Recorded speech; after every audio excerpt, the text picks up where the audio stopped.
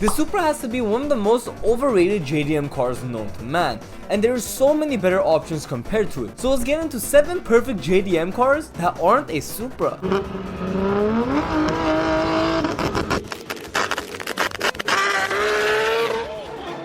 I did want to just say huge thanks to you guys for all the support lately. We're almost at 300 subs and let's hit that goal. A whopping 95% of you guys aren't subscribed to the channel. So if you guys can hit that subscribe button and help me get 300 subscribers, it'll be greatly appreciated. But let's get back into the video. Anyways guys, let's talk about the Supra, probably the most overrated car of all time and also known as the TikTok car. Let's bring up one perfect JDM car that just outclasses it in so many ways. With that car being, yes, that car right there, the FD RX-7. So in the number 7 spot, the RX-7, personally my favorite JDM car, is just perfect for me. First of all, it's a JDM. Second of all, it got the looks.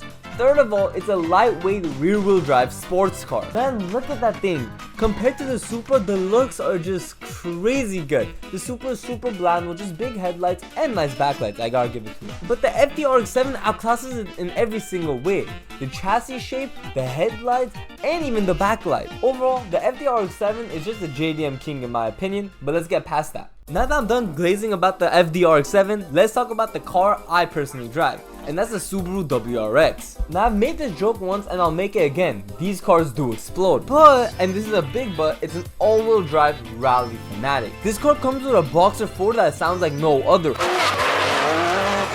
And it makes such good power just off tuning it. And not only that, let me just show you the looks on this thing.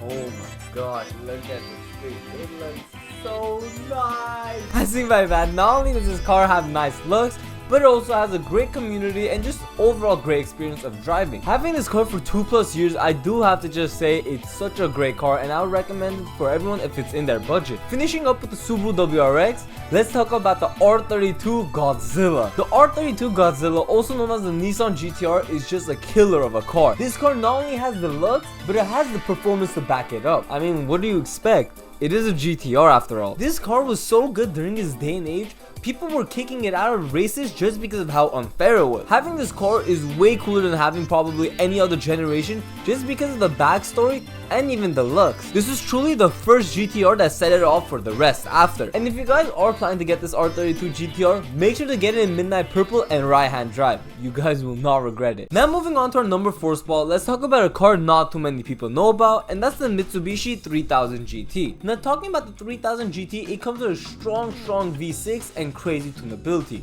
With this car still being a little unknown, it still has a great aftermarket with it having everything for it. That's the best part about JDM. Not only is it that cheap, but it's so old, they had so much time to make all these parts. Overall, if you want to buy a Mitsubishi 3000 GT, I would say go for it. Most people, unless if they're really into cars, won't even know what the car is, but would really like it by the looks alone. I've seen some really clean Mitsubishi 3000 GTs, which I'll put up right here, and man do I love how they make the specs. Now let's talk about something that's just a bit newer, and that'll be a GT or GR86. This also includes the BRZ and Scion FRS. The reason why I'm saying this is of course because they're the same cars. But the thing about these cars is they're once again lightweight, stick-shift, rear-wheel drive cars. With there being so many of these cars bought and them having such low horsepower and torque, these cars run for super cheap. Not only that, the maintenance is cheap, the reliability isn't too bad, and there's so many aftermarket, which is pretty cheap for it as well. This thing also comes with a Boxer 4, so it gives that same Subaru rumble we all love and hear. I think the Toyota GT86 is a very strong starter car to learn stick shift on and to have as your first JDM car. It's really everything you want. Once again though, the only real big downfall to this is the speed, but it's still a JDM car and you can always tune it for it to be just a bit stronger. Now moving on to our number 2 spot, let's talk about my personal favorite Nissan, with that being the Silvia S15.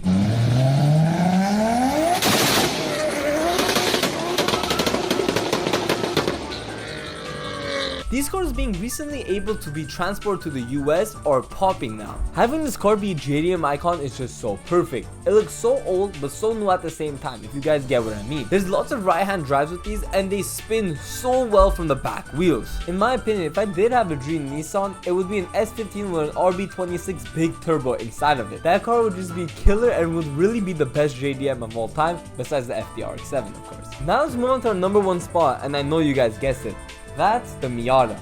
Nah, I'm just kidding. Let's talk about the Honda S2000. Now the Honda S2000 is quite literally the definition of JDM.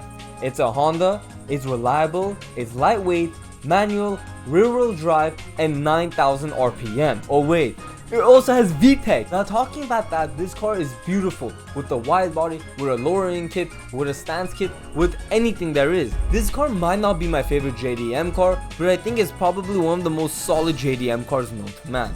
And I'll say it again, it has Honda reliability, and you cannot go wrong with that. The one problem with this car is they're a bit overhyped and they're a bit more expensive than they really should be, but as a car, I would pick it over the Supra every single day. Anyways guys, I do really hope you guys enjoyed the video. If you guys didn't already, please smash the like button and subscribe for more. I really do appreciate you guys for making it this far. It's actually insane. And if you guys did, please subscribe. We have to hit 300 subscribers. We're so close. Anyways guys, I love you guys. I'll see you guys in the next one. Peace.